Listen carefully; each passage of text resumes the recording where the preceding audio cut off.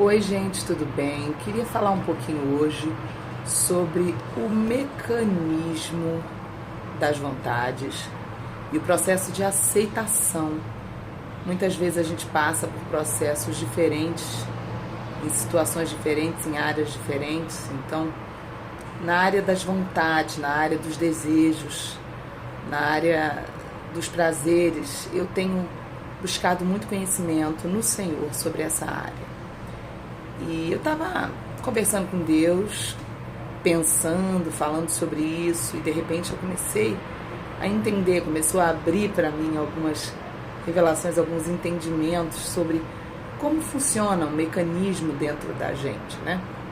Normalmente, quando nós temos alguma vontade, que ela também é um hábito na nossa vida, algo que a gente gosta muito de praticar, de fazer, que nos dá prazer, mas que a gente considera ruim, errado e que a gente sabe que tem que parar, ou a gente quer parar, se estabelece dentro de nós uma guerra, uma batalha interior.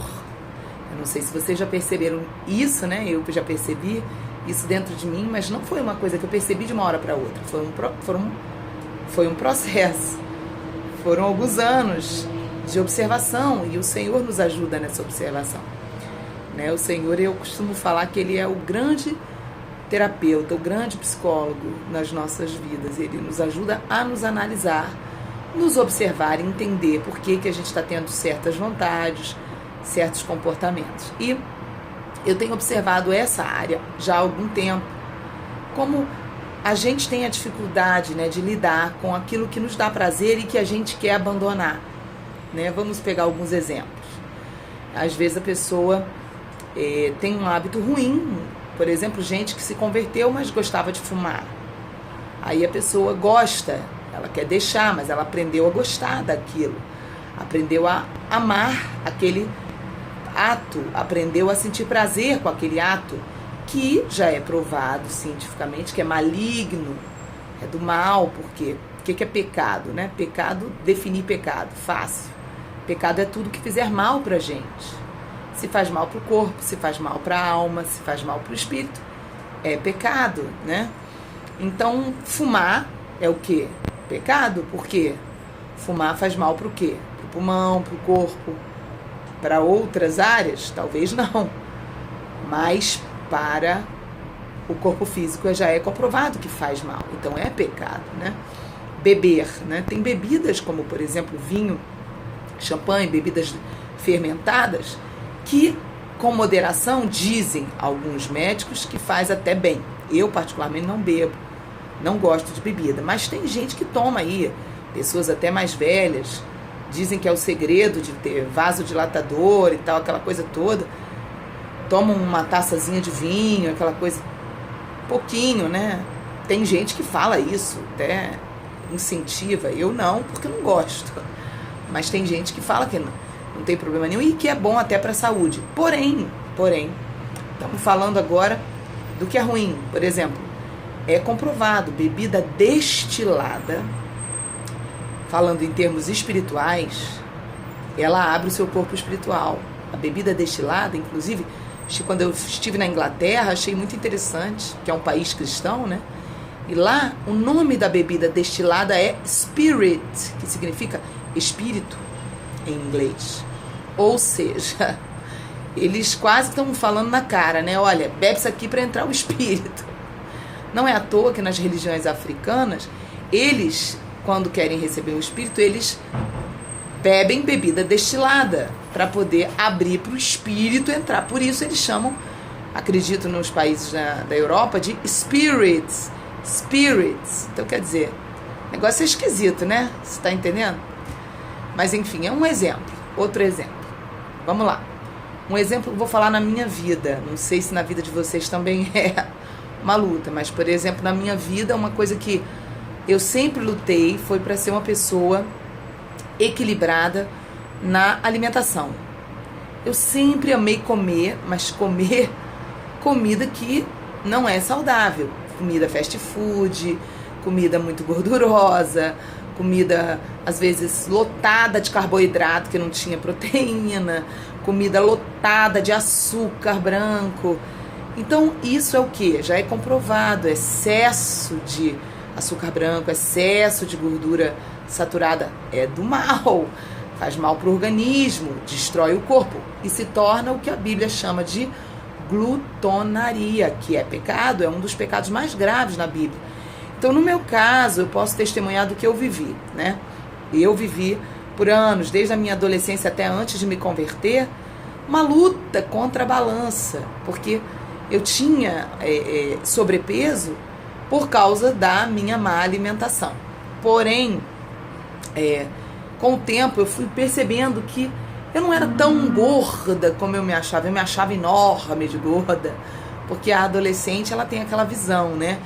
Na época que eu era adolescente começou a moda da magreza e as modelos começaram a ficar assim esqueléticas, né? Esquálidas. E aí começou essa moda de mulher ser seca, tábua. Tem mulher que fica maravilhosa, seca e tábua e que é lindo, todo mundo tem sua beleza, né? Mas qual é o problema? O problema é quando afeta a saúde. Se a mulher é magra demais, e isso pode estar afetando a saúde dela, aí começou a virar pecado. Tudo que afetar a sua saúde se torna um pecado. Da mesma forma, tem pessoas que não são muito gordas, estão um pouco gordinhas, mas estão com a saúde toda debilitada, com colesterol lá em cima, com vários problemas, gordura, às vezes até nos órgãos internos, o que causa risco de infarto, de outras doenças, então, né, diabetes, etc. Então, o problema é quando faz mal para a nossa saúde. Aí, para nós cristãos, que entendemos e queremos seguir a Bíblia, isso se torna pecado, ok? Eu me converti há alguns anos, né, vamos dizer, esse ano está completando, 2017 completou 20 anos esse mês, a gente ainda está em outubro de 2017, eu completei 20 anos de convertida. E quando eu me converti há 20 anos atrás, Deus começou um processo na minha vida de aceitação. Eu me lembro que uma das áreas que Deus conversou muito comigo, nas minhas orações eu ouvia Ele falar, era que eu precisava entregar todas as áreas para Ele entrar. E eu me lembro que um dia, então, eu entreguei a área que era tão difícil para mim, que era a da minha alimentação. Porque eu achava que Deus não se meteria nessa área. Tipo assim, Deus não se mete na área da comida da gente. Deus, isso é besteira. Só que Deus começou a me dizer que Ele era um pai que se envolve com tudo dos seus filhos e filhas. E aí eu me lembro que Deus começou a me tratar nessa área da alimentação. Ele começou a me ensinar que eu não deveria só comer o que eu queria, que eu deveria comer o que eu deveria. Não é comer só o que eu quero, o que eu gosto, mas é comer o que eu tenho que comer para o meu bem, para a minha saúde ir bem. Não é só comer o que eu tenho vontade, é comer o que eu devo comer para me fazer bem. E aí eu fui aprendendo que eu tinha que obedecer, ouvir a voz de Deus, me relacionar com Deus e obedecer a Deus em todas as áreas da minha vida, até aquelas áreas que eu achava bobas, como alimentação, por exemplo. E eu comecei a entender que não é bobo, por quê? Tudo que envolve espírito, alma ou corpo, ou os três, ou um dos três, é importante de se cuidar. Por quê? Porque a nossa vida está vinculada a esses três. Então eu comecei a entender, gente, como essa área era séria na minha vida, né? E eu acho muito interessante que a gente vê um discurso, às vezes até ridículo, na boca de muitos crentes. Qual é o discurso? Tá? É um discurso de apontar o dedo para o pecador. Não sei se vocês já perceberam que tem muito crente que ama apontar dedo. Seu pecador, seu pecador, seu pecador, seu pecador. Falar e xingar o pecado do outro e falar que o outro é pecador. Isso é pecado. Isso é pecado. Só que, para mim, foi muito forte quando Deus começou a me mostrar a glutonaria na Bíblia.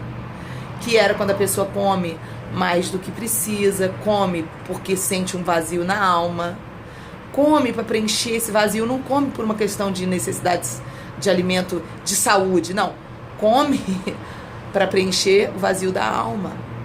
E aí Deus começou a falar comigo sobre isso, mostrar que isso era pecado, sim. Só que a gente vê o quê? Vê muitas pessoas hoje, principalmente com a moda plus size, misturando todos os assuntos, tá? O assunto que eu tô falando tem nada a ver com plus size. Plus size é o quê? São os modelos plus size e as modelos plus size gordinhos. Que, presta atenção, gente, o verdadeiro e a verdadeira plus size é um gordinho, uma gordinha, ou um gordão e uma gordona que são saudáveis. Eles são saudáveis, eles têm os exames de saúde em dia, eles não têm nenhum problema de saúde, apesar de, aparentemente, a sociedade condena ou fala que eles estão acima do peso ideal, mas lá no consultório do médico acusa que os exames estão perfeitos, eles estão na saúde perfeita. Ah, mas tá gordo, se sente pesado, se sente pesada, ok, mas a saúde está boa. Se não é um problema que a pessoa se sinta mal, a pessoa não precisa mudar se ela não quer. Então aí está o plus size verdadeiro e a plus size verdadeira. Por que que todo mundo tem que ser magro e magra? Eu sou contra a ditadura da magreza, sou contra. Mas eu também sou contra a gente misturar os assuntos. Porque o plus size não tem nada a ver com o que eu estou falando. Eu estou falando sobre quando nós entramos no pecado, e eu particularmente estou falando do meu testemunho. Por anos eu pequei com a glutonaria, que é comer demais, comer mais do que eu preciso e comer mal, comer alimentos que me prejudicam a saúde. E eu tinha vários problemas de saúde quando eu comia demais, né? Até hoje eu tenho que vigiar, porque eu tenho dificuldade circulatória, eu sou uma pessoa que eu começo a engordar muito nas pernas, começa a doer as pernas, entendeu? Cada pessoa é de um jeito. Tem pessoas que não têm essa dificuldade, que conseguem estar um pouco mais gordinhos e não afetar a saúde. Então são dois assuntos diferentes. Voltando então para o assunto do pecado, da glutonaria. Glutonaria é pecado sim, e está na Bíblia. Basta você procurar, joga aí na Bíblia online, faz uma busca, joga glutonaria, você vai achar algumas listas de pecado na Bíblia, onde a glutonaria está incluída, que é comer demais. E comer da forma errada, com a motivação errada. Ok, gente? E, terminando de falar desse assunto da glutonaria, o Senhor começou a falar comigo esses dias, me mostrando que o mecanismo da alma de jogar as coisas e varrer para debaixo do tapete, tentando esconder o seu próprio erro e pecado, é comum para todo mundo. Muitas vezes a gente aponta o dedo, né? A gente aponta no pecado do outro, a gente fala do pecado do outro, mas na verdade o nosso pecado, ele é tão real quanto o do outro. Só que não é um pecado que chama tanta atenção. Por exemplo, eu tô falando aqui nesse vídeo para vocês sobre glutonaria, mas eu quero que você me diga quantos vídeos você já ouviu de crentes, de pastores, falarem desse assunto, como eu tô falando abertamente, contarem seu próprio testemunho e se exporem, falarem, eu já pequei nessa área. É uma área muito difícil, que para nós cristãos e crentes é muito difícil, é uma área que a gente peca muito. Quem nunca pecou? Sabe aquela hashtag, quem nunca? Todo mundo já pecou com a glutonaria de alguma forma, tá? Então, nós precisamos avaliar que esse é um mecanismo muito comum. Veja bem qual é o mecanismo. No início, a gente rejeita. Por exemplo, eu me lembro de mim, quando eu era adolescente. Eu não quero ser gorda, todas as minhas amigas são magras. As roupas não ficam bonitas em mim, vê se você já passou por isso. Nas minhas amigas fica lindo, em mim fica horroroso. Ai, eu não quero ser gorda, eu quero ser magra, eu gosto das minhas amigas. E aí um dia eu comecei a entender que não era por aí. Então o primeiro processo que a gente passa, qual é, gente? A gente passa pelo processo de não se aceitar. Um processo onde a gente se odeia, se detesta, e a gente não se aceita, e a gente não se ama, e a gente se rejeita, e a gente odeia tanto aquilo que a gente pratica que não é o que a gente quer. No meu caso era comer demais, comer muito doce, comia muita massa, me empanturrava de carboidrato.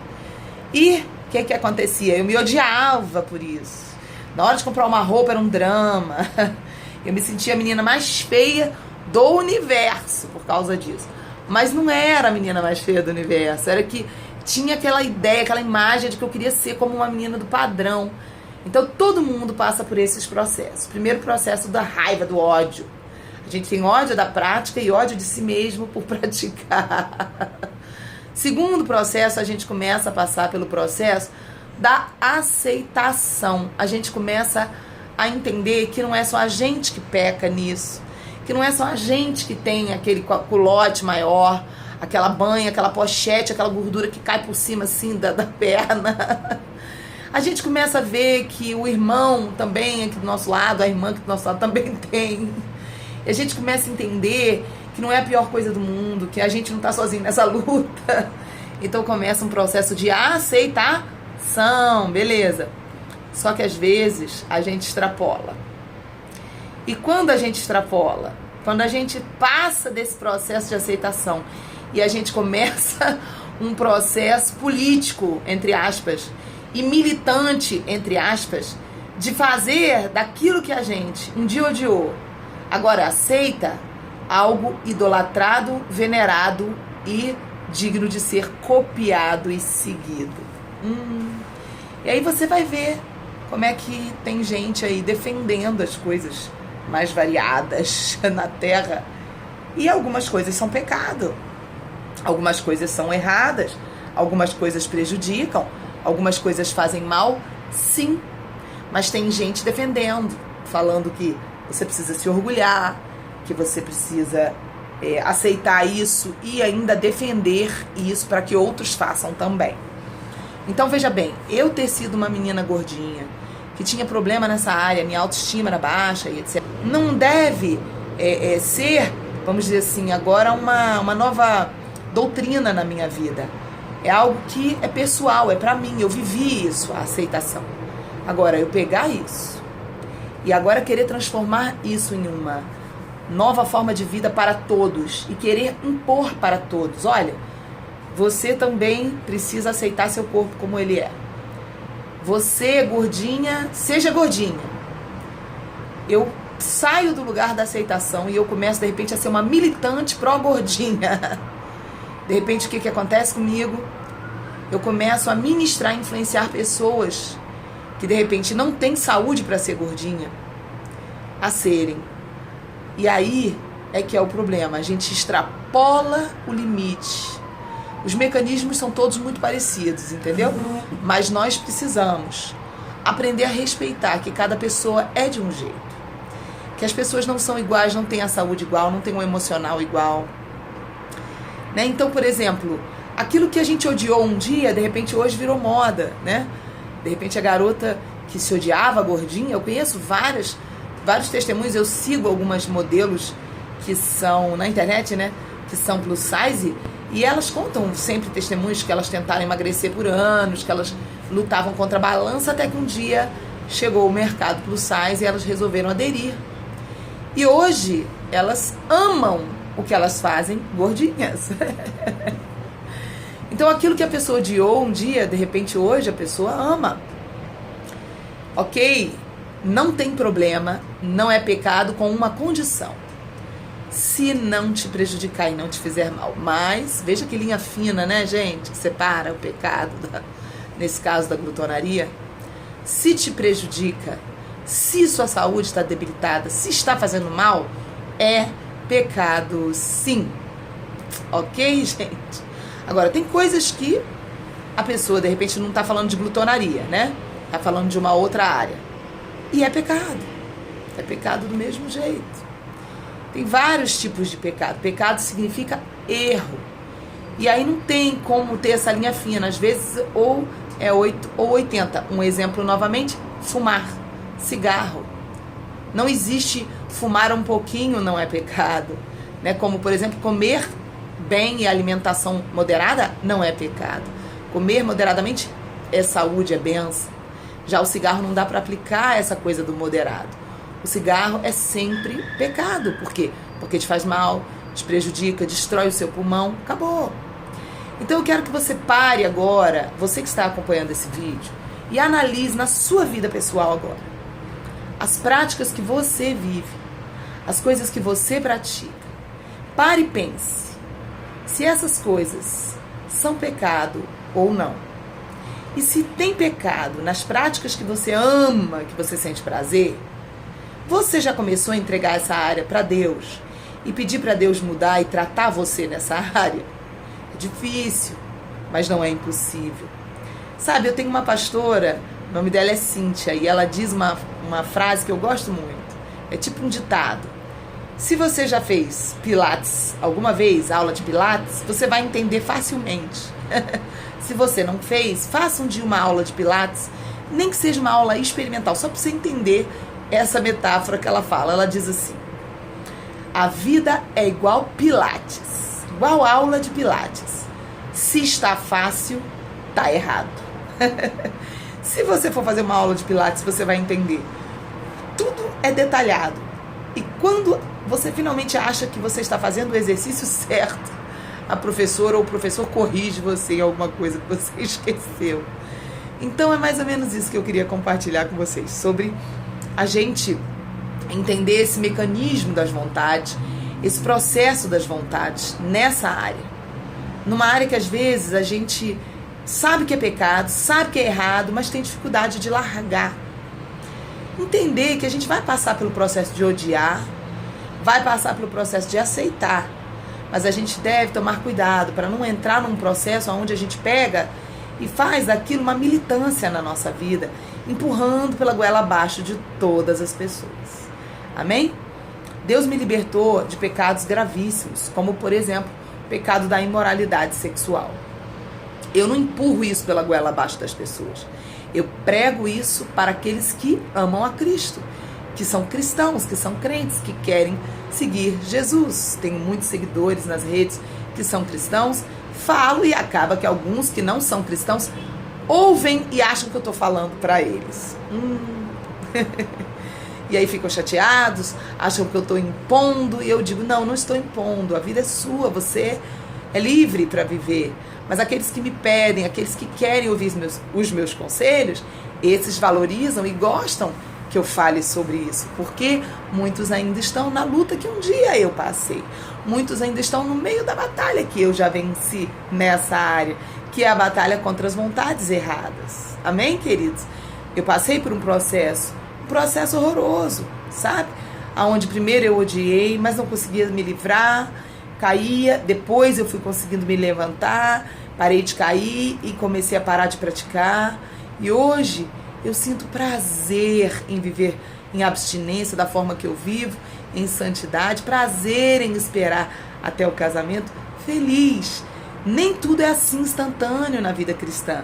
Algumas vontades a gente tem que realmente entender esse processo, entrar nesse processo. Mas lembrando que a gente não pode fazer disso algo que a gente quer enfiar pela goela das pessoas. Amém? Existe confronto. Pelo menos nas minhas redes sociais tem muito confronto. Eu gosto muito de dar palavra dura, de dar palavra de confronto, porque foi isso que mudou a minha vida. Eu amo fazer aquilo que eu gosto que façam comigo, porque foi assim que eu mudei. Então, muitas vezes você vai me ver falar, muitas vezes você vai me ver postar textos fortes de confronto e tal, porque eu acredito que isso gera mudanças nessa área que eu estou compartilhando com vocês hoje. Amém, queridos? Que Deus abençoe a todos. Eu espero que vocês tenham sido edificados por esse vídeo.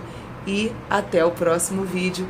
Curtam aí e sigam o canal. Inscrevam-se no canal. Grande abraço.